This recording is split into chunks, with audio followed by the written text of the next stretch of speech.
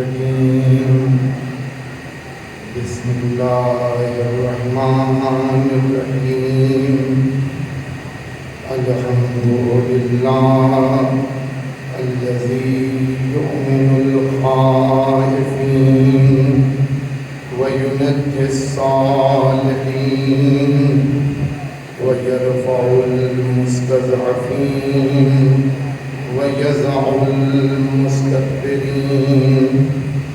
والصلاة والسلام والتحية والإكرام على أمينه وحبيبه وخيرته من خلقه وحافظ سره ومبلغ رسالاته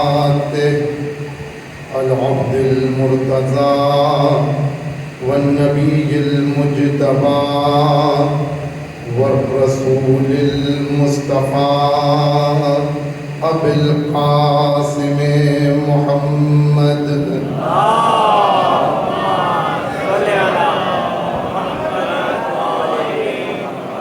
وآله الأطيبين الأطهرين الأكرمين المعصومين المظلومين الذين أذهب الله عنهم الرجس وطهرهم تطهيرا.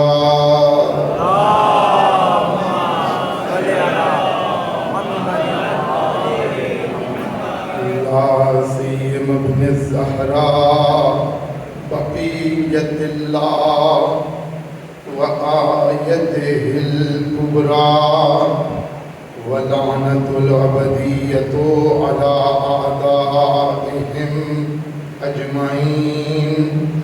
أما بعد فقد قال الله الكريم في كتابه العظيم وجعلناهم أئمة يهدون بأمرنا وأوحينا إليهم فعل الخيرات وإقام الصلاة وإيتاء الزكاة وكانوا لنا عابدين.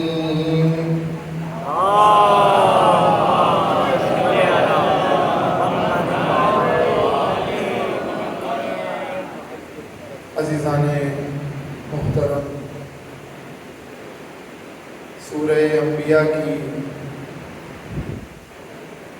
اس آیہ کریمہ کے ذیل میں گفتگو مسلسل ہے کہ جس میں پروردگار عالم کا یہ ارشاد ہو رہا ہے کہ ہم نے انہیں امام بنایا کہ جو ہمارے امر سے ہدایت کرتے تھے، اور ہم نے ان کی طرف کار خیر کرنے کی، نمازوں کو قائم کرنے کی اور زکوٰۃ دینے کی وحی کی. اور یہ سب کے سب وہ بندے تھے جو ہماری ہی عبادت کرتے تھے. یہ ہے آیہ مبارکہ کا ترجمہ، اور اس کے حوالے سے جو موضوع زیر بحث ہے وہ عرفان امامت ہے. اور آج اس سلسلے کی یہ تیسری گفتگو ہے. انداز گفتگو کچھ اس طرح سے ہے کہ امامت کے اوصاف یا عرفان امامت کے لیے جو واضح، روشن اور متفق علیہ طریقہ ہے وہ یہ ہے کہ امام کو پہچانے آیات قرآنی کی روشنی میں. اس لیے کر کے حدیث کے ذریعے سے اگر ہم گفتگو کریں تو ممکن ہے کوئی کسی کی نظر میں وہ حدیث ضعیف ہو، کسی کی نظر میں وہ حدیث قابل قبول نہ ہو، لیکن آیات الہی پر کسی کو کوئی اعتراض نہیں.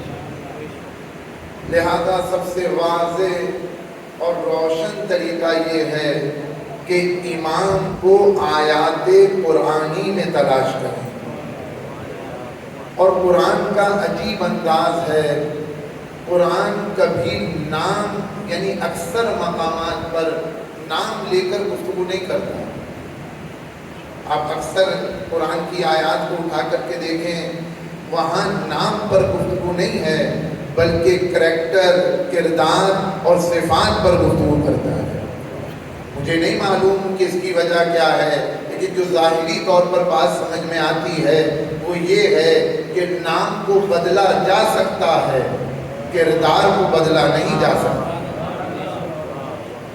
منافقانہ انداز سے کوئی اپنا کردار لے کر کے آئے، کوئی کریکٹر لے کر کے آئے، لیکن کہیں نہ کہیں حقیقت سامنے آ ہی جاتی ہے. نام ممکن ہے کہ کوئی اپنا وہی نام رکھ دیتا کہ جس کی طرف قرآن اشارہ کر رہا ہے، تو نام بدلا جا سکتا ہے، نام لایا جا سکتا ہے، لیکن وہ کردار، وہ صفات کہاں سے لاؤ گے کہ جو مالک نے امام کے اندر رکھے. اور یہی وجہ ہے آج بھی آپ دیکھیں اکثر نوجوانوں میں جو چیز انجیکٹ کی جا رہی ہے یونیورسٹیز کے ذریعے سے، کالجز کے ذریعے سے، کہ وہ صفات جو بیان کی جا رہی ہیں وہ صفات ان صاحب کی نہیں ہیں کہ جن کے ساتھ ان کو منطبق کیا جا رہا ہے.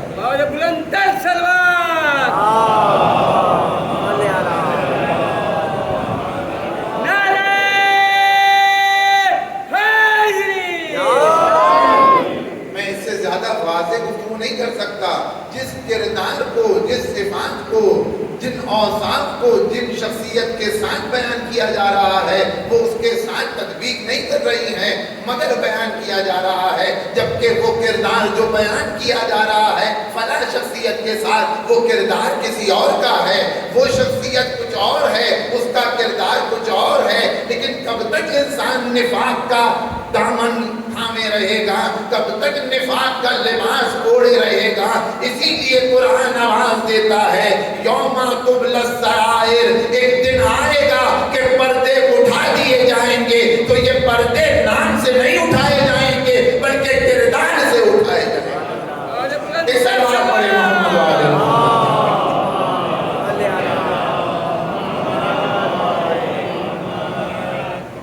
یہ پردے نام سے نہیں اٹھائے جائیں گے، یہ بلکہ کردار سے اٹھائے جائیں گے کہ جو کردار انسان اپنانا جا رہا ہے وہ اس کا اپنا نہیں ہے بلکہ کسی کا لیا ہوا ہے. میں نے کہا کہ میں اس سے زیادہ واضح گفتگو نہیں کروں گا. تو کل جو گفتگو اس بات پر ہو رہی تھی، ایمان کی پہلی صفت جو اس آیت کے ضمن میں بیان ہوئی وہ یہ تھی کہ وَجَعَلْنَاهُمْ، ہم نے انہیں بنایا. یعنی امام وہ ہوتا ہے کہ جسے خدا بناتا ہے. لوگوں کا بنایا ہوا کچھ بھی ہو سکتا ہے، ممکن ہے بعنوان امام لوگ بنا دیں، ابھی میں نے آپ کے سامنے عرض کیا، لیکن وہ صفات، وہ کردار، وہ کریکٹر کہاں سے لے کر کے آؤ گے جو مالک نے اپنے نمائندے کے اندر رکھے ہیں. تو جس کو ہم نے بنایا ہے وہ ہماری صفات کا مظہر ہے. جس کو تم بناؤ گے تم اس کے ذمہ دار ہوگے، جس کو ہم بنائیں گے ہم اس کے ذمہ دار. اور یہ بات بالکل صحیح ہے، جو بناتا ہے وہی ذمہ دار ہوتا ہے. بھائی جنہوں نے بت بنائے اور اگر بت گر جائے تو لاکھ آپ اس کو پوجیں، لیکن اب وہ خود سے نہیں اٹھیں گے، جس نے بنایا ہے وہی اٹھائے گا. اگر گھمانا چاہیں تو وہ گھوم بھی نہیں سکتے، بلکہ آپ چونکہ آپ نے بنایا ہے لہذا آپ گھمائیں. اچھا یہ تو بت کی مثال ہے. جن کو لوگوں نے ووٹ دے کر کے بنایا تھا وہ بھی اس چیز کو محسوس کر رہے تھے، ارے تم نے ہمیں بنایا ہے لہذا اگر کہیں ادھر ادھر ہو جاؤں تو آپ بھی ہمیں سیدھا کیجیے گا. ایک سلوات پڑھے محمد وآل محمد.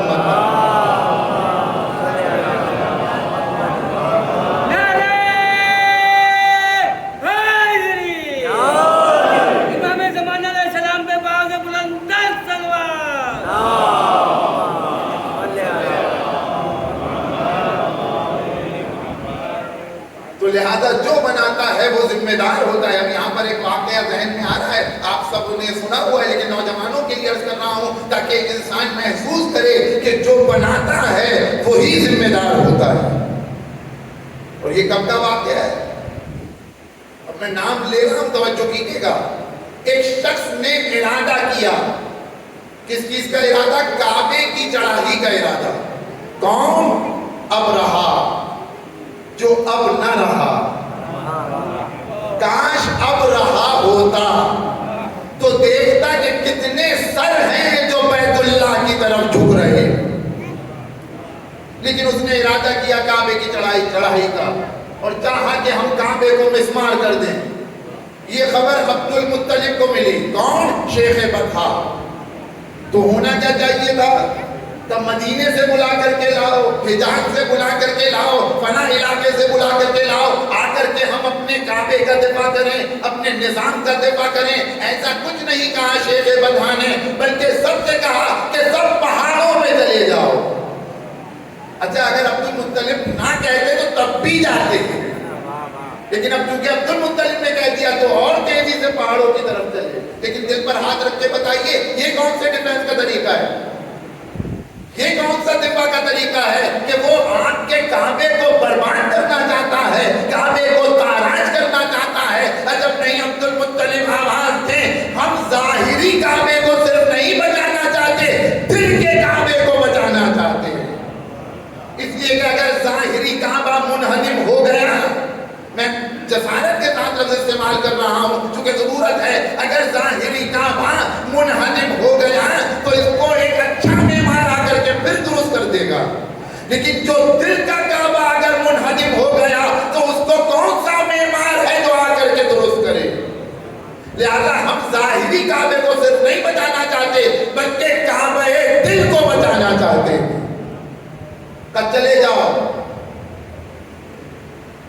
کوئی نہ رہے. کون ہے؟ صرف یک و تنہا. کون؟ عبد المطلب, یا ان کا بیٹا عبداللہ, یا ان کا بیٹا ابو طالب. باقی سب کے سب پہاڑوں میں چلے گئے.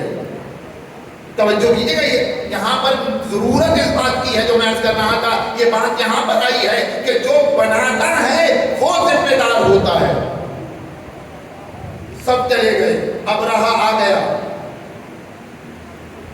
قرار یہ ہے کہ رات کی تاریکی میں عبد المطلب ابرہہ سے ملاقات کریں گے,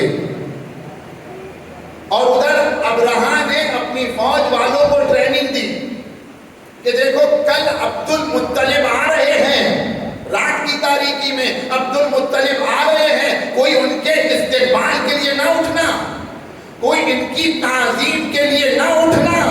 یہ ٹریننگ دی جا رہی ہے فوج والوں کو. کہا جا رہا ہے کہ دیکھو کل شیخ بطحا آئے تو کوئی تعظیم کے لیے نہ اٹھے. بھائی وہ تو پہلے ہی نہیں اٹھتے, دشمن تھے, اب چونکہ کہہ دیا تو اب اور نہیں اٹھتے. لیکن چونکہ کہہ دیا, اور تاریخ کے توجہ چاہتا ہوں میرے عزیزو, تاریخ کہتی ہے جیسے ہی شیخ بطحا نے قدم رکھے سب سے پہلے اٹھنے والا خود ابرہہ تھا. ایک تلوار پڑے محمد والے.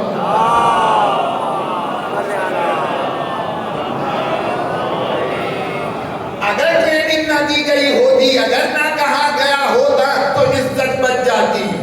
تو کہہ سکتا تھا کہ ہم تواضع میں اٹھ گئے, بلکہ کہہ رہا ہے کہ نہ اٹھے اور پھر خود اٹھ رہا ہے. اس کے معنی یہ ہے کہ اٹھا نہیں ہے بلکہ کوئی ہے جو اسے اٹھا رہا. ایک سلوات پڑھے محمد والے.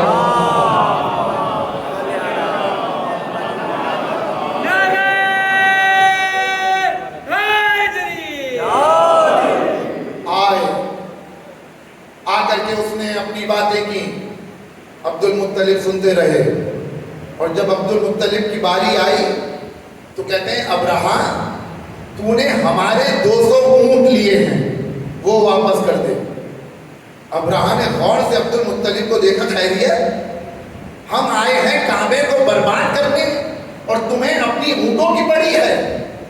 تو عجیب انداز سے مسکرا کر کے عبد المطلب نے آواز دی, انا رب الابل, میں اونٹوں کا پالنے والا ہوں. للبیت رب, اس کا بھی کوئی پالنے والا ہے. یہ گھر لاوارث نہیں ہے. سیمنعہ, وہ بہت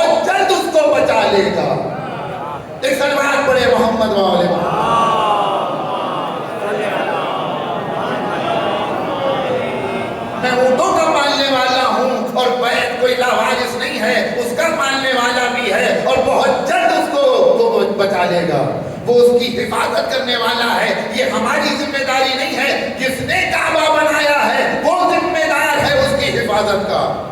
مذاکرہ ہو گیا، آ کر کے واپس آ گئے. اور یہ دوسری مثال ہے کہ دشمن کے ساتھ بیٹھا جا سکتا ہے، جو کل عرض کر رہا تھا آپ کے سامنے کہ دشمن کے ساتھ بیٹھا جا سکتا ہے. آ گئے، آنے کے بعد کہا عبداللہ جا کر کے دیکھو مشرق سے کچھ آ رہا ہے. عبداللہ دوڑتے ہوئے گئے، واپس آئے، کہا بابا کچھ نہیں آ رہا. کم سے کم 3 مرتبہ گئے ہیں. جب تیسری مرتبہ واپس آئے تو وہاں کی بابا مشرق کی طرف سے سفید چادر آ رہی ہے. اتنا سننا تھا، عبد المطلب نے سجدے میں سر رکھ دیا، پروردگارا تیرا وعدہ سچ نکلا. اب مجھے نہیں معلوم عبد المطلب سے خدا نے کب وعدہ کیا تھا، لیکن مالک تیرا وعدہ سچ نکلا. اتنا سننا تھا، ایک سفید چادر اور اپنا خدا کا لشکر ہے جو آیا ہے، اور اس کے بعد جو ہوا ہے آپ سب مجھ سے بہتر جانتے ہیں. ایک سلوات پڑھے محمد والے.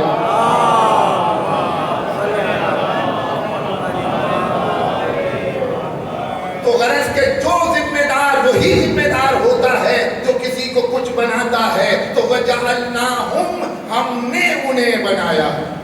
یہ پہلی صفت تھی. دوسری صفت کہ جس پر میں تھوڑی سی گفتگو کرنا چاہوں گا، دوسری صفت وَجَعَلْنَاهُمْ أَئِمَّةً، ہم نے انہیں امام بنایا. یعنی اس کے اندر جوہر امامت پایا جاتا ہے. جس کو ہم نے امام بنایا ہے اس کے اندر جوہر امامت ہم نے رکھا ہے. امام کہتے کسے ہیں؟ امام لفظ امام سے لیا گیا ہے. امام یعنی آگے رہنے والا، خلف کے مقابل ہے، سامنے رہنے والا. یعنی امام اسے کہا جائے گا کہ جو ہر میدان میں آگے ہو، کسی میدان میں پیچھے نظر نہ آئے. امام کی جو لغوی تعریف کی گئی ہے وہ یہی ہے، الامام الذی یقتدی بہ. امام اسے کہا جاتا ہے جس کی اقتدا کی جائے. امام پیچھے نہیں ہوتا، امام آگے ہوتا ہے. آپ نے کوئی ایسی نماز پڑھی ہے، مطلب کوئی 2 رکعت ہی آپ مجھے بتا دیں کہ جہاں پر امام جماعت نے پیچھے سے ابتدا کی ہو، تو پھر وہ امامت ہی کیسی؟ کہ امام اسی کو کہا جاتا ہے جو آگے سے ابتدا کرے. جو 2 رکعت کا نماز پڑھانے والا آگے سے ابتدا کر رہا ہے تو کائنات کو چلانے والا اگر کوئی امام ہوگا وہ کیسے کسی میدان میں پیچھے ہٹ سکتا ہے؟ تو غرض کہ امام اسی کو کہا جائے گا کہ جو ہر صفت میں کمال کی منزل پر ہو، ہر میدان میں آگے نظر آئے. علم کی صفت ہو تو وہ علم میں باکمال، شجاعت کی صفت ہو تو شجاعت میں باکمال. کوئی سی بھی صفت آپ لے کر کے آ جائیں وہ ساری صفت میں باکمال نظر آئے گا. کسی صفت میں آپ اس کو پیچھے نہیں دکھا سکتے. اور قرآن نے دونوں طرف امام کا تذکرہ کیا ہے. یہ ہماری ذمہ داری ہے کہ ہم امام حق کو پہچانیں، کیونکہ امام باطل بھی موجود ہے اور دونوں کے لیے ایک ہی طرح کا انداز ہے. ان کے لیے کیا کہا؟ وَجَعَلْنَاهُمْ أَئِمَّةً يَهْدُونَ بِأَمْرِنَا، ہم نے انہیں امام بنایا کہ جو ہمارے امر سے ہدایت کرتے تھے. یہ کون ہے؟ یہ امام حق ہیں. اور باطل کے لیے یہی لفظ استعمال ہوا ہے، وَجَعَلْنَاهُمْ أَئِمَّةً يَدْعُونَ إِلَى النَّارِ، ہم نے انہیں امام بنایا جو جہنم کی دعوت دیتے ہیں. دیکھ رہے ہیں آپ؟ یعنی جو جہنم کی دعوت دے رہا ہے اس کو بھی ہم نے بنایا ہے. امام باطل تو تم بنا نہیں سکتے، امام حق تم بناؤ گے. یہ قرآن کی لفظیں استعمال کر رہا ہوں، میری لفظیں نہیں. آپ جا کر کے قرآن دیکھ لیجئے، بلکہ جانے کی بھی ضرورت نہیں ہے. اب تو موبائل کا زمانہ اتنا آگے نکل گیا، ایک لفظ لکھے نہ جانے کتنی آیات اور حدیث سامنے آ جاتی ہے. وَجَعَلْنَاهُمْ أَئِمَّةً يَهْدُونَ بِأَمْرِنَا. ایک سلوات پڑھیں محمد.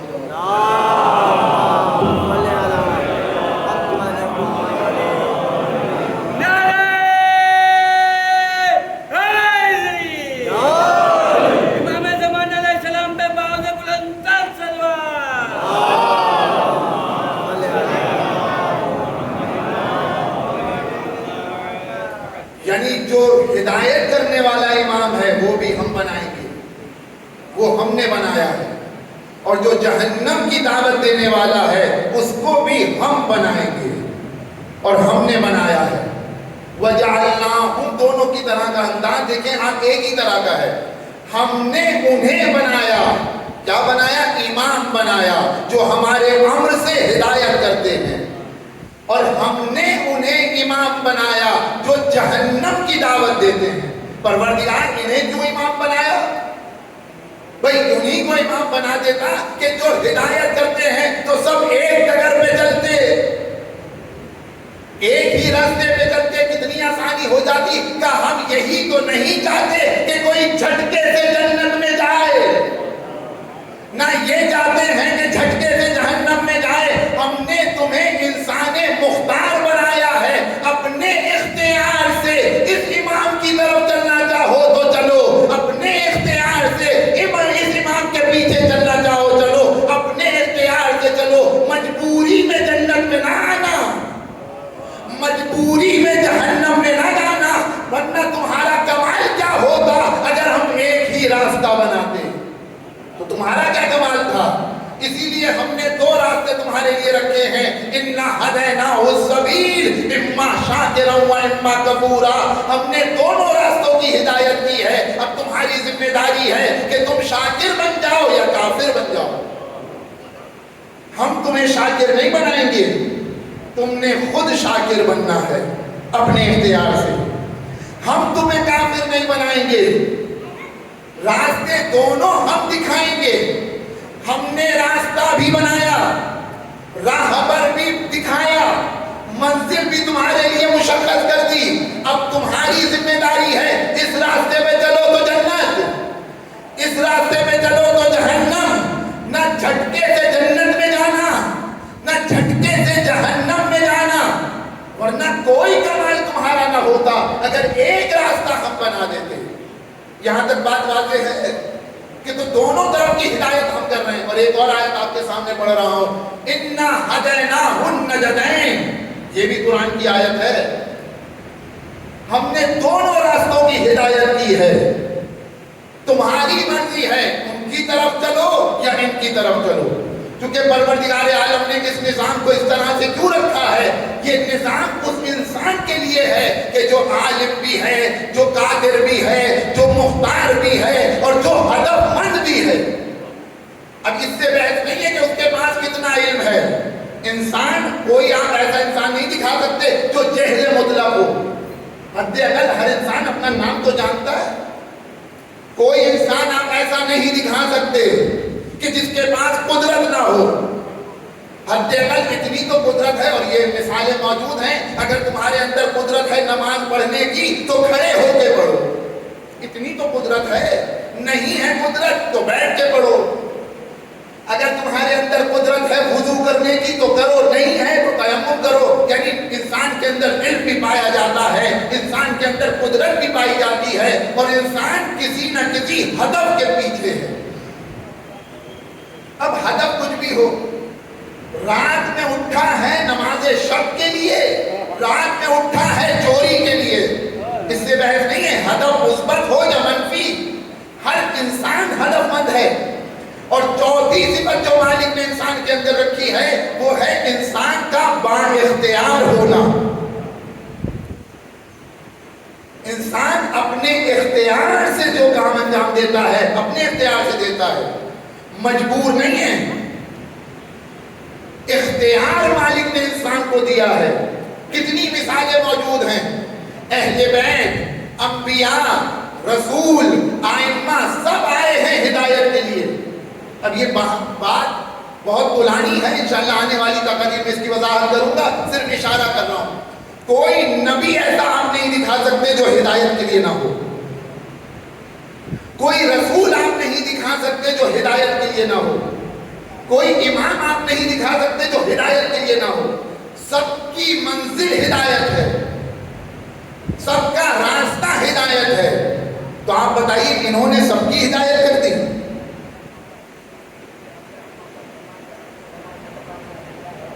کون سا ایسا نبی ہے کہ جو آیا اور اس نے اپنی پوری قوم کی ہدایت کی؟ یہی جواب تو ہے. کتنے لوگ گمراہ ہیں. باہر کی بات چھوڑیے, نبی کے اپنے گھر کے اندر رہنے والا گمراہ دنیا سے جا رہا ہے. تو اس کا مطلب یہ ہے کہ نبی ناکام ہو گیا. سب ہے نا منزل. کتنی مثالیں موجود ہیں. یعنی اگر انسان ہدایت چاہے تو کوئی اس کو گمراہ نہیں کر سکتا. یہ تھوڑی سی ثقیل گفتگو ہے لیکن توجہ چاہتا ہوں میرے عزیزو. اگر کوئی انسان اپنی ہدایت چاہے تو کوئی اس کو گمراہ نہیں کر سکتا, اور اگر کوئی گمراہ ہونا چاہے تو کوئی اس کی ہدایت نہیں کر سکتا. میں دونوں مثالیں آپ کے سامنے رکھ رہا ہوں. امام ہدایت کے لیے بھی موجود ہے, امام جہنم کی دعوت دینے والا بھی موجود ہے, لیکن نہ ہاتھ پکڑ کے امام النار تمہیں جہنم میں دھکیل دے گا, نہ امام ہادی تمہیں ہاتھ پکڑ کے جنت میں لے کر جائے گا. وہ بھی تمہیں جہنم کا راستہ دکھائے گا. چلنا تم نے اپنے اختیار سے ہے, یہ بھی تمہیں جنت کا راستہ دکھائے گا. چلنا تمہیں اپنے اختیار سے ہے, نہ یہاں مجبوری میں جاؤ گے نہ یہاں مجبوری میں جاؤ گے. تمہارے پاس دونوں کی طرف دلیل ہونی چاہیے. یہاں بھی جا رہے ہو تو دلیل سے جاؤ, یہاں بھی جا رہے ہو تو دلیل سے جاؤ.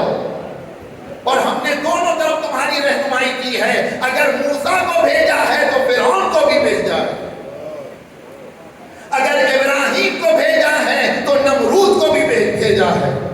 یعنی یہ حق و باطل دونوں جگہ پر نظر آئیں گے تاکہ تمہاری حقیقت کھل کے سامنے آئے کہ تم کس راستے پر اختیار سے چل رہے ہو.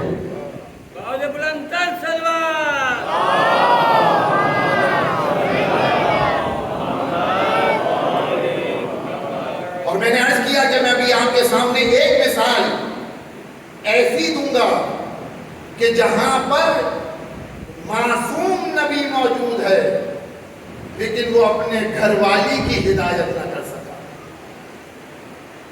قرآن کی آیات کی روشنی میں عرض کر رہا ہوں.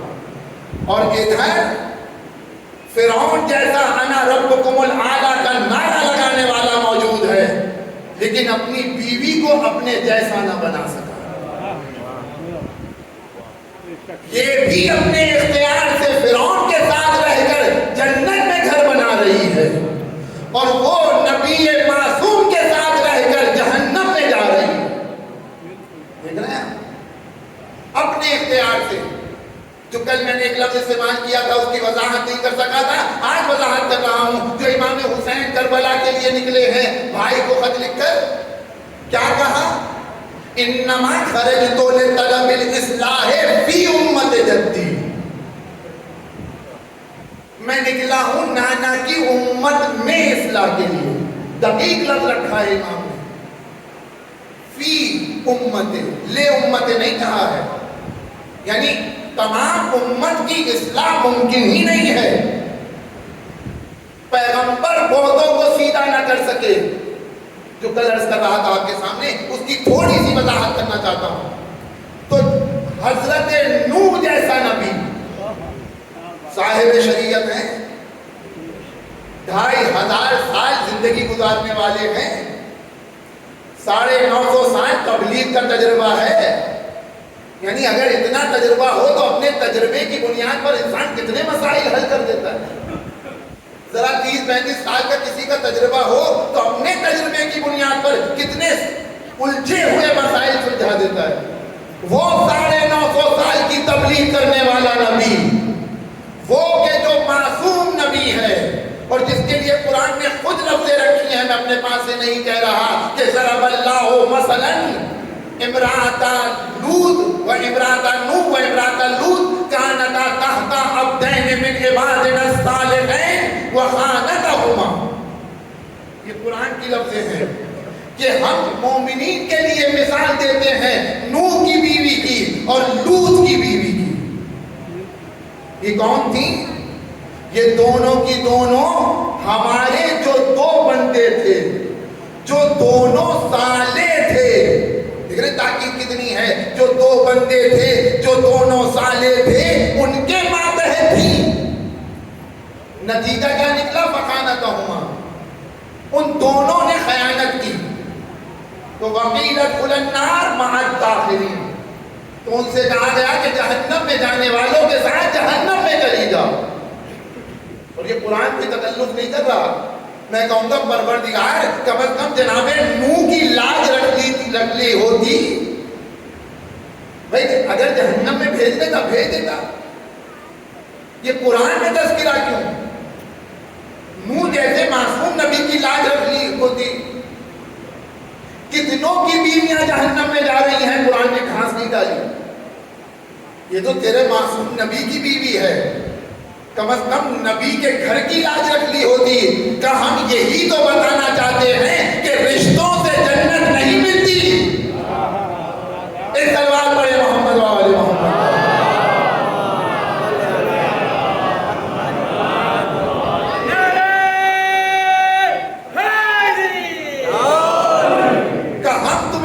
بتانا چاہتے ہیں کہ رشتوں سے جنت نہیں ملے گی. اگر تم جنت میں جانا چاہتے ہو تو اپنے اندر صلاحیت پیدا کرو. اگر تم صحیح راستے پہ چلنا چاہتے ہو تو تم اپنے اختیار سے صحیح راستے پہ چلو. ہمارا نبی ہدایت کی راہ دکھائے گا لیکن ہاتھ پکڑ کے راستے پہ نہیں چلائے گا. تم خود چلو گے اپنے راستے پر. تو نبی 950 سال کی تبلیغ کرنے والا نبی اپنی بیوی کو اپنے جیسا نہ بنا سکا. دیکھ رہے کتنی قدرت ہے ایک خاتون میں کہ جو صنف نازک جس کو ہم کہتے ہیں وہ اتنی قدرت رکھتی ہے. اگر نبی کے ساتھ رہ کر جہنم میں جانا چاہے تو نبی بھی اس کو نہیں روک سکتا.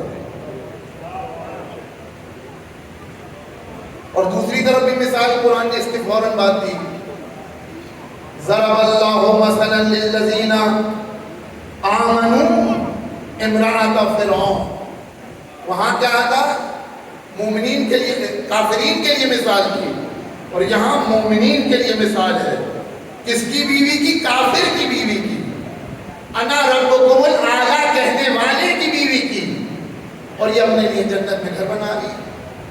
پروردگار مجھے فرعون سے نجات دے دے، قوم فرعون سے نجات دے دے، اور میرے لیے اپنے نزدیک جنت میں گھر بنا. رب ابن لی عندک بیتا فی الجنہ، اپنے نزدیک جنت میں میرے لیے گھر بنا دے.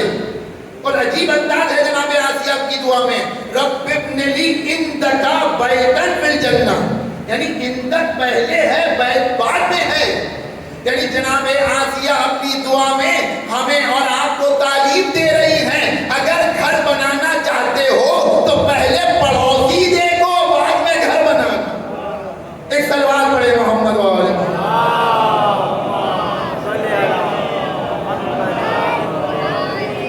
بس میں یہاں پر بات کو روک رہا ہوں اور ایک گریز ہے جو اپنے جوانوں کے لیے عرض کر رہا ہوں. چونکہ حالات اتنے خراب ہو چکے ہیں ہمارے معاشرے کے، لہذا ضروری سمجھتا ہوں کہ اس بات کو یہاں پر وضاحت کے ساتھ کہوں. بہرحال کسی کو بری لگے تو لگے، لیکن حقیقت ہے جو عرض کر رہا ہوں. کتنے ایسے گھرانے ہیں جو چھوٹی چھوٹی باتوں پر تباہ ہوتے ہوئے نظر آ رہے ہیں. یہ میں کہیں اور کی بات نہیں کر رہا ہوں، اسی معاشرے کی بات کر رہا ہوں. مثلا ایک خاتون وہ اپنے شوہر کے لیے شکایت کرتی ہے کہ جب تک میں اپنے ماں باپ کے گھر میں تھی بڑی اچھی تھی، جب سے اس بدبخت کے گھر میں آئی ہوں میرا انداز بدل گیا ہے. پہلے نہ میری نماز قضا ہوتی تھی، میرا اخلاق بھی بہت اچھا تھا، میری پڑھائی بھی بہت اچھی تھی، میں سارے کام کیا کرتی تھی، لیکن جب سے اس کے ساتھ آئی ہوں اس کا اخلاق اتنا برا تھا، اس کی وجہ سے میرا اخلاق بھی برا ہو گیا. قرآن نے آئینہ دکھایا کہ دیکھو ہم تمہیں فرعون کی بیوی کی مثال دے رہے ہیں کہ وہ فرعون کے ساتھ رہ کر جنت میں جا سکتی ہے، بہانہ نہیں چلے گا. ایک سلوات پڑھے محمد و آل محمد.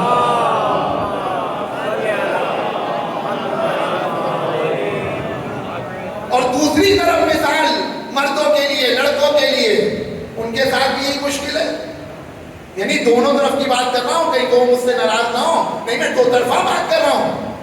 یہاں بھی مشکل وہی ہے کہ نہیں ہم تو بہت اچھے تھے لیکن جب سے یہ ہمارے گھر آئی ہے ہمارے حالات خراب ہو گئے. کل تک ہم سب بہت اچھے تھے، سب کچھ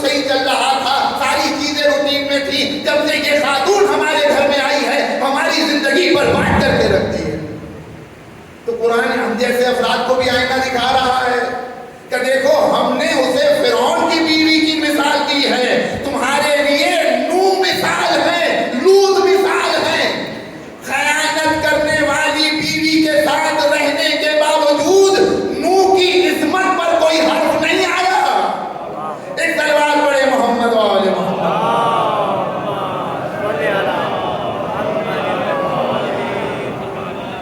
تو غلط کے وجعلناہم ائمۃ یہدون بامرنا، ہم نے انہیں امام بنایا ہے کہ جو ہمارے امر سے ہدایت کرتے ہیں۔ یہ لیکن ہدایت کریں گے، ہاتھ نہیں پکڑیں گے تمہارا۔ ہاتھ پکڑنے کی منزل بعد میں ہے، بہت کروں گا آنے والی تقریر میں۔ وجعلناہم ائمۃ یدعون الی النار، ہم نے انہیں امام بنایا جو جہنم کی دعوت دیتے ہیں۔ اس لیے دونوں طرف راستے رکھے ہیں۔ ہم یہ چاہتے ہیں کہ تم مجبوری سے نہ اس راستے پہ چلو، نہ مجبوری سے اس راستے پہ چلو، بلکہ اپنے اختیار سے مسجد میں آؤ، اپنے اختیار سے روزہ رکھو، اپنے اختیار سے سچ بولو، اور اپنے اختیار سے اگر غلط راستے پہ چلنا چاہتے ہو تو ہم تمہیں روکیں گے نہیں۔ چاہے تم نبی کو قتل کرو، چاہے تم دین کو برباد کرو، ہم نے تمہارے اختیار کو ابھی سلب نہیں کرنا ہے، لیکن دیکھو تم ہماری ہی طرف پلٹائے جاؤ گے۔ ایک سلوات پڑھے محمد وآل محمد۔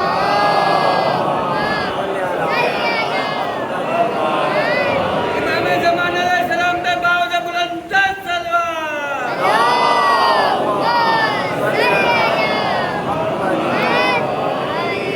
تو غرض کے امام اسے کہتے ہیں کہ جو ہر میدان میں آگے نظر آتا ہے، چاہے وہ علم کی منزل ہو تو وہ علم کے میدان میں بھی آگے نظر آئے گا۔ اور قرآن نے اس کی طرف اشارہ کیا ہے، کُلَّ شَيْءٍ أَحْصَيْنَاهُ فِي إِمَامٍ مُبِينٍ، ہم نے ہر شے کا احصاء امام مبین میں کر دیا۔ یعنی کوئی چیز امام مبین سے باہر نہیں ہے۔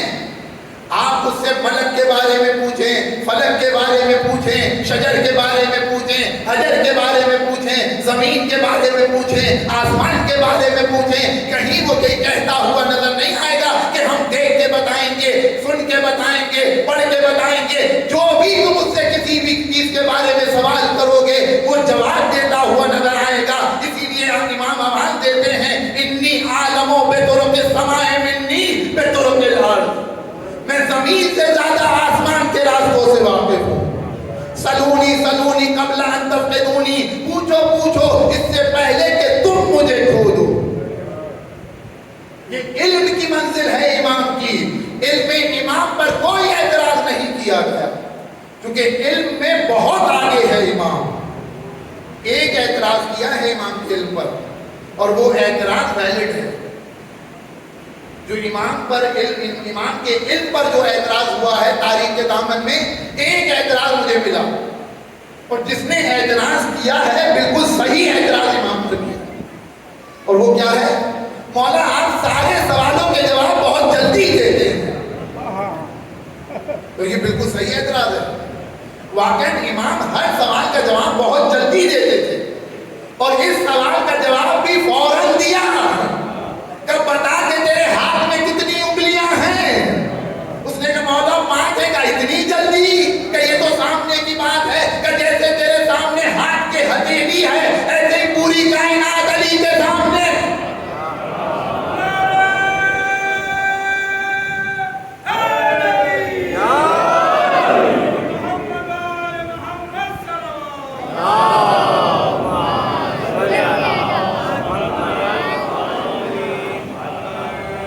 وہ علم کی منزل ہو، اس میدان میں بھی امام آگے نظر آئے گا۔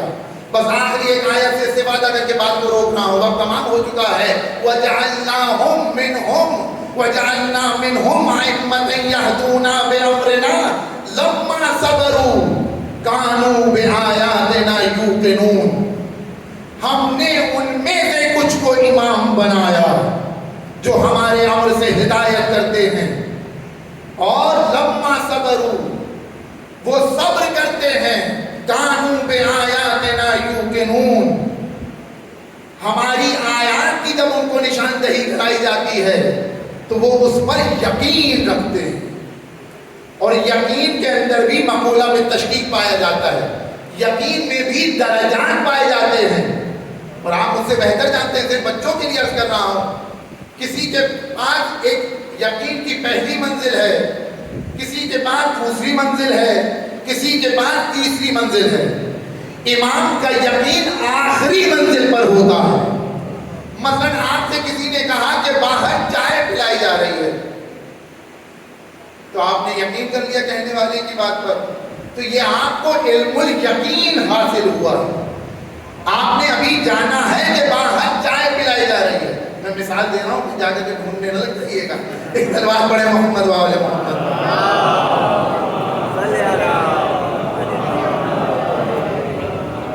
تو آپ کو یقین ہو گیا کہ چائے پلائی جا رہی ہے، لیکن جب آپ باہر گئے تو دیکھا کہ چائے واقعی پلائی جا رہی ہے. تو آپ کو عین الیقین حاصل ہوا. پہلے سنا تھا، علم الیقین تھا، اب جب جا کر کے دیکھا تو عین الیقین آپ کو حاصل ہوا. عین الیقین کی منزل علم الیقین سے بلند ہے، اور آپ نے جا کر کے وہاں سے چائے پی بھی لی. تو اب یہ حق الیقین کی منزل ہے. دیکھ رہے ہیں آپ، یہاں پر درجات پائے جاتے ہیں. اور جناب ابراہیم کے لیے کیا کہا گیا؟ نوری ابراہیم ملکوت السماوات والارض. ہم نے ابراہیم کو آسمان اور زمین کے ملکوت دکھائے. کیوں دکھائے؟ لِيَكُونَ مِنَ الْمُوقِنِينَ، تاکہ وہ یقین کرنے والوں میں سے ہو جائے. یہ نہیں کہنے کہ تاکہ انہیں یقین حاصل ہو جائے کہ نہیں کوئی ہے یقین رکھنے والے، ان میں سے جناب ابراہیم ہو جائیں. وہ کون ہے صاحبان یقین؟ یعنی جناب ابراہیم کو نوری کا لفظ استعمال ہوا ہے کہ ہم نے انہیں ملکوت السماوات والارض دکھائے تاکہ ان کے اندر یقین پیدا ہو جائے. تو جب دکھائے ہیں تو یقین کون سا پیدا ہوگا؟ کہ علم الیقین پیدا ہوگا، عین الیقین پیدا ہوگا. حق الیقین یقین کی منزل پر نہیں ہے، بلکہ علی آواز دیتے ہیں کہ لو کشف الغطاء ما ازددت یقینا، اگر یہ پردے وردے ہٹا بھی دیے جائیں تو میرے یقین میں اضافہ ہونے والا. آج بلندر سلوات.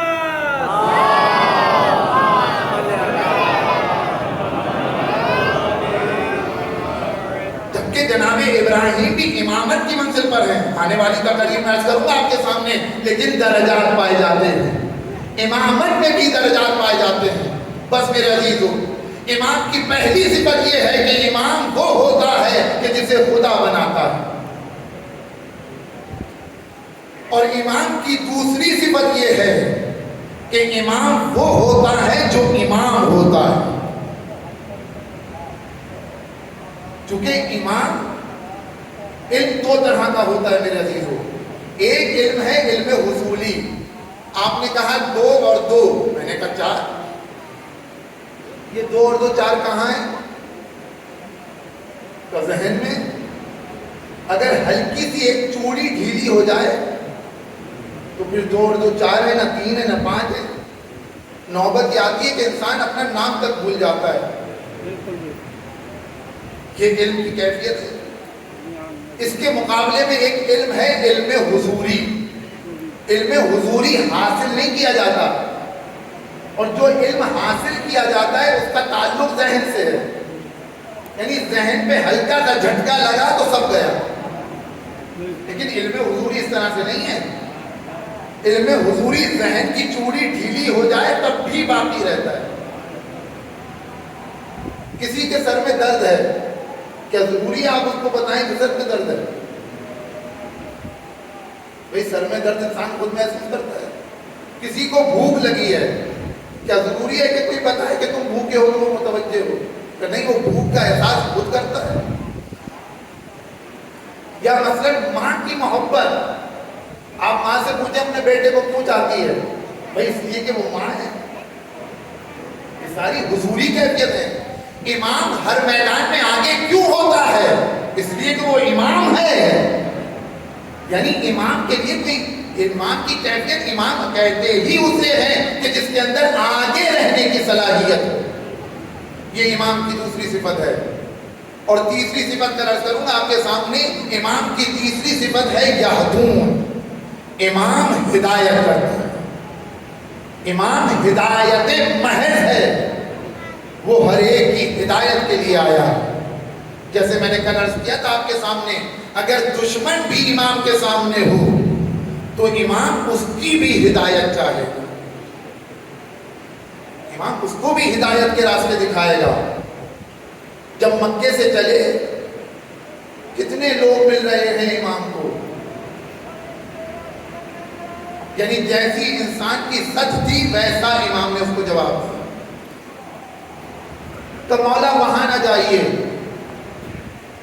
اچھا اگر جاتے ہیں تو چلے جائیں، بچوں کو نہ لے کر جائیں۔ تو امام ایسے لوگوں کو کیا کہیں؟ امام نے کہا کہ اگر میں پتھر کے اندر بھی چلا جاؤں تو یہ مجھے نکالیں گے اور قتل کر دیں گے، اس لیے کہ یہ لوگ اس سے زیادہ کچھ سمجھ نہیں سکتے۔ یہ اعتراض کرنے والا اعتراض کیوں کر رہا ہے کہ آپ کیوں جا رہے ہیں؟ اچھا جا رہے ہیں تو بچوں کو نہ لے جائیں، خواتین کو نہ لے جائیں، چونکہ یہ نہیں جانتا کہ یہ امام ہے۔ اگر جانتا ہوتا یا معرفت رکھتا ہوتا تو کبھی اعتراض نہیں کرتا۔ دل پر ہاتھ رکھ کے بتائیں، کہیں عباس کا کوئی اعتراض دکھائیے، کہیں زینب نے کچھ کہا ہو کہ مولا وہاں نہ جائیے، یا عباس نے کچھ کہا ہو کہ آقا وہاں نہ جائیے۔ جہاں امام نے کہا کہ حاضر ہوں، کیونکہ امام کو بیوہ ہوا امام دیکھ رہے ہیں، چونکہ عباس اس منزل پر ہیں، میں مسائل نہیں پڑھ رہا ہوں، ربط مسائل کے لیے عرض کر رہا ہوں، چونکہ وہ جانتے ہیں امام کہتے ہی اسے ہیں کہ جو ہر میدان میں سب سے آگے نظر آتا ہے۔ اور اسی لیے میرے عزیزو جب مکے سے چلے، یعنی جب مکے پہنچے ہیں تو ایک مجمع جمع ہوا ہے امام کے ساتھ، بھیڑ لگی ہوئی ہے امام کے ساتھ، لیکن امام ایسی تقریریں کرتے جاتے ہیں، لوگ چھٹتے چلے جاتے ہیں۔ صاف اعلان کیا کہ من لحقا بی منکم استشہد، کہ جو بھی میرے ساتھ آئے گا اسے شہید ہونا۔ مولا ایسی باتیں نہ کریں، ایسے موقع پر تو لوگوں کو جمع کیا جاتا ہے، ایسی باتیں کی جاتی ہیں کہ لوگ ساتھ دیں، لیکن امام آواز دیں گے میں مجمع جمع نہیں کرنا چاہتا، میں اس کو ساتھ لے کر آنا چاہتا ہوں جس کو امام کی معرفت ہے۔ ہاں عزیزو، امام کے ساتھ جب منزل بہ منزل بدلی، مکے میں کافی لوگ تھے امام کے ساتھ، ہر منزل پر لوگ چھٹتے چلے گئے، کچھ افراد رہ گئے جو امام کو بیوہ ہوا امام پہچانتے تھے، اور اگر کسی کو امام کی معرفت تھی اور وہ امام کے ساتھ نہیں تھا تو امام نے اسے خط لکھ کر کے بلایا، پہنچ گیا۔ حبیب کوئی معمولی منزل نہیں ہے، جس طریقے سے عباس بنی ہاشم کے علمدار ہیں اسی طریقے سے حبیب انصار کے علمدار ہیں۔ ایک مقام پر علم تقسیم ہوئے، کسی کو ایک علم دیا، کسی کو ایک علم دیا، کسی کو ایک علم دیا، ایک علم امام نے اپنے پاس رکھ لیا۔ کسی نے کہا مولا یہ علم بھی کسی کو دے دے، کہ نہیں اس کا لینے والا آئے گا۔ دیکھ رہے ہیں جب کوئی اپنے آپ کو اس منزل پر پہنچاتا ہے تو امام اس کو صلہ دیتے ہیں۔ آ گئے امام کربلا، زینب نے دیکھا کہ دشمن کے لشکر پہ لشکر آ رہے ہیں، فوج پر فوج آ رہی ہے، کوئی 1000 کا رسالہ لے کر آ رہا ہے، کوئی 4000 کا رسالہ لے کر آ رہا ہے۔ میرے عزیزو مقتل کے فکرے ہیں، جب گھوڑوں کی ٹاپوں کی آواز آتی تھی تو بچوں کا دل بیٹھا جاتا، ایسے عالم میں زینب بھائی کے پاس آئی، اے بھیا اس پوری کائنات میں کیا تمہارا کوئی چاہنے والا نہیں ہے؟ دشمن کے تو لشکر پہ لشکر آ رہے، کہ بہن پریشان نہ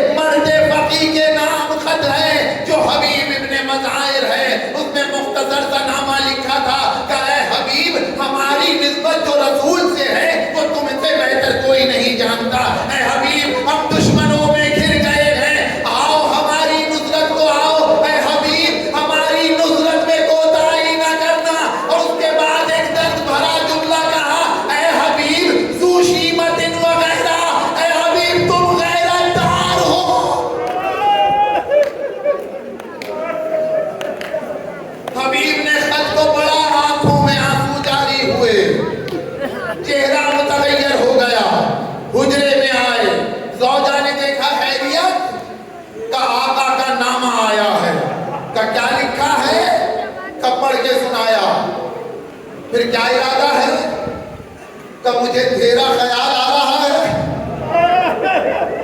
اے میری ماؤں بہنوں، حبیب کی زوجہ کی قربانی سنو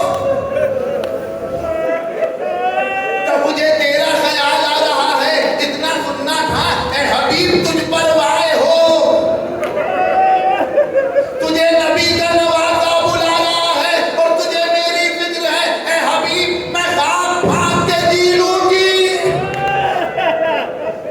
جاؤ تم حسین کی نصرت کو جاؤ، حبیب خدا حافظ۔ حبیب نے دعائیں دی، ارے میں تو تیرا امتحان لے رہا تھا، ورنہ کہاں ممکن ہے کہ میرا آقا بلائے اور میں نصرت سے کوتاہی کروں۔ کوفے کے حالات دیگرگون ہیں، مسلم شہید ہو چکے ہیں، ہانی ابن عروہ شہید ہو چکے ہیں، میثم تمار شہید ہو چکے ہیں، مختار اسیر کر دیے گئے ہیں، حالات کوفے کے خراب ہیں۔ اپنے گھوڑے کو غلام کو دیا کہ فلاں باغ میں لے جا، چرانے کے بہانے سے میں وہاں تیرے تجھ سے ملوں گا۔ اور حبیب کوفے کی گلیوں سے، کوفے کے بازار سے اس طرح سے گزر رہے ہیں کہ جیسے کوئی چیز لینا چاہتے ہیں۔ ایک مقام پر کیا دیکھا، مسلم ابن اوسجا کچھ خرید رہے ہیں۔ آہستہ آہستہ مسلم تک اپنے آپ کو پہنچایا، کان میں کہا مسلم تمہیں کچھ خبر ہے؟ کیا خرید رہے ہو؟ کہ میں ہنا خرید رہا ہوں۔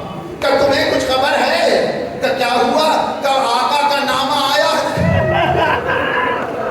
حبیب کی بڑی قربانیاں ہیں میرے عزیزوں، اگر موقع ملا تو عرض کروں گا، بہت بڑی قربانیاں ہیں۔ پورا نامہ پڑھ کر کے سنایا۔ تاریخ کہتی ہے مسلم ہنا خرید رہے تھے، وہیں ہنا رکھ دی اور آواز دی کہ اب میری داڑھی خون سے خضاب ہوگی۔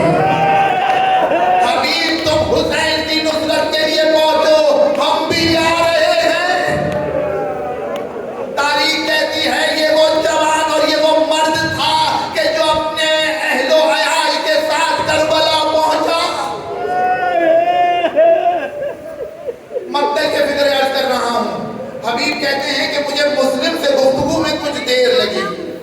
میں نے جہاں غلام سے کہا تھا کہ میری مجھ سے ملنا، میں جب وہاں پہنچا تو میں نے عجیب منظر دیکھا۔ کیا دیکھا کہ گھوڑا بےتابی کر رہا ہے، گھوڑا زمین پر ٹاپے مار رہا ہے اور غلام کہہ رہا ہے اے میرے آقا کی سواری پریشان نہ ہو، اگر حبیب نہیں آیا تو میں تجھ پر سوار ہو کر حسین کی نصرت کو جاؤں۔ حبیب کی آنکھوں میں آنسو آ گئے، ارے میرے مولا پر کیسا وقت آ گیا کہ غلام بھی جان دینے کے لیے تیار ہے۔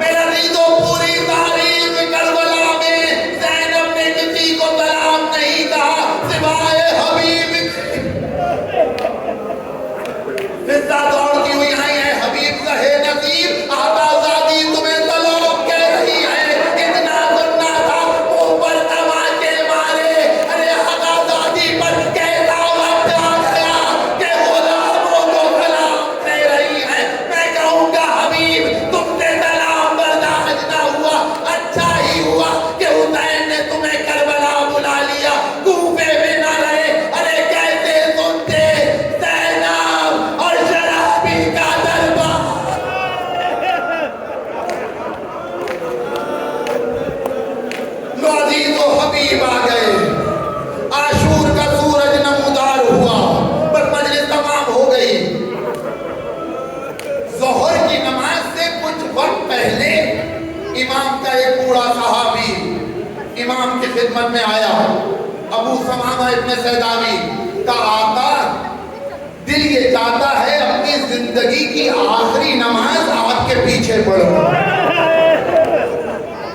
मौला नमाज ज़ोहर का वक्त है, आने वाला शौक़े नमाज में इतना जल्दी आ गया, ये तारीख़ फिक्र है जो अर्ज़ कर रहा हूँ, कुछ लम्हे पहले आ गया। इमाम ने तवक्कुफ़ किया, कुछ देर के बाद कहा, हाँ हाज़िही वक़्तुस सलात, ये वक्त सलात है। कहा हबीब दुश्मनों से कहो कि हमें नमाज की मोहलत दे दे। हबीब ने जाकर के मोहलत मांगी, जो जवाब हबीब को मिला है वो हबीब बर्दाश्त न कर सके। तो मौला आप नमाज पढ़ाएं, मैं इन बदबख्तों को देखता हूँ। हबीब के जवाब से आप महसूस कीजिएगा कि कहने वालों ने क्या कहा, ऐ कमबख्तो, तुम्हारी नमाज कबूल है, ज़हरा के लाल की नमाज कबूल नहीं।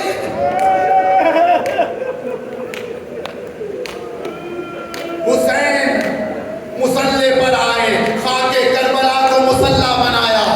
ज़ोहैर सामने आओ, ऐ सईद तुम हमारे सामने आओ। एक जाकिर अफसर जब ये मसाइल पढ़ते थे तो कहते थे कि अगर मैं सईद की जगह पर होता तो वैसे ही तीर रोकता जैसे सईद ने रोके। ख्वाब में देखा कि करबला बर्पा है, इमाम नमाज पढ़ना चाहते हैं, आवाज़ी मौजूद जरा मेरे सामने आ जाएं। मैं जोशे शजाअत से इमाम के सामने आकर के खड़ा हुआ कि तीर को इमाम तक आए ना। एक सनसनाता हुआ तीर आया, मेरे दिल में खौफ तारी हुआ, मैं हटा, इमाम की गर्दन पे जाके लगा। मैं फिर सामने आया, फिर तीर की सनसनाहट ने मुझे हटा दिया, फिर तीर इमाम की पेशानी पे लगा, मैं इमाम के कदमों में गिर गया। मौला मुझे माफ कर दे, मुझसे ये नहीं हो सकता। इमाम ने कहा कि माफ तो कर दूंगा, लेकिन आज के बाद मेरे अज़ाब से मुकाबला ना करना, जैसे अज़ाब मुझे मिले।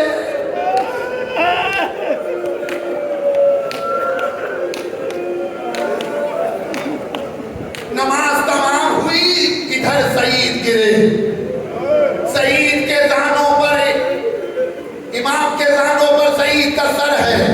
बस अजीज़ों वक्त तमाम हो रहा है, इसलिए जल्दी जल्दी वक्त को तमाम कर रहा हूं। अभी सईद से फुर्सत ना मिली थी